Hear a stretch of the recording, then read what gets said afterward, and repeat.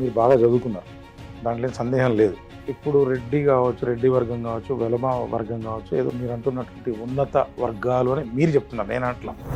So ఏదైతే ఉందో వాళ్ళు పరిపాలించారు కాబట్టి మేము ఒకసారి పరిపాలిస్తే సరిపోతుందా? ఏ రకంగా మాకు అంటే రాజ్యాధికారం అంటే రాజ్యాన్ని పరిపాలించడం, రాజ్యం అంటే మన రాష్ట్రం అనుకున్నాం. ముఖ్యమంత్రి పీఠం ఒక్కటి మార్చితే కాదు కదా, ఏం మార్చాలి? చేసుకుంటాడు తీసుకుని పోతాడు సార్, వద్దని చెప్పట్లేదు కదా, మనం అప్ప చెప్పడం కూడా చేసుకొని పోతాడంటే దేశం వెళ్ళిపోతుందో తెలుసా. సన్న బియ్యం పంచుతాం అనే ఒక కాడికి ప్రచారం అయింది.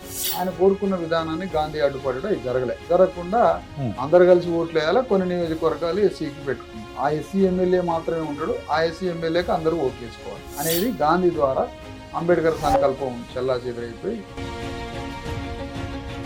ఇప్పటిదాకా బీసీ పేరుతో రాజకీయ ప్రయోజనాలు పొందినది ఏ కులము? మీరు చెప్పాలి. అందరూ ఏకకంఠంగా ముక్తకంఠంగా బీసీలంతా చెప్పేది ఏంటంటే మున్నూరు కాపులు అని చెప్తారు.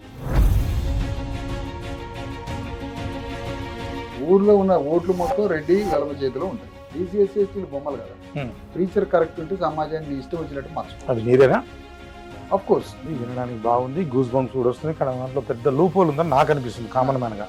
కాంగ్రెస్ పార్టీలో కాంగ్రెస్ దాంట్లో మీకు సంబంధించిన ఎస్సీ ఎస్టీ జ్ఞానేతలు ఆ పార్టీలో పోతారు, బీజేపీలో పోతారు, బీఆర్ఎస్ రేపు బీఆర్ఎస్ లేకపోతే కాంగ్రెస్ బీజేపీ అధికారంలోకి వస్తుంది. మీరు ఎట్లా అధికారం చేయించుకుంటారు అనేది చిన్న కన్ఫ్యూజన్ ఇక్కడ నాకు.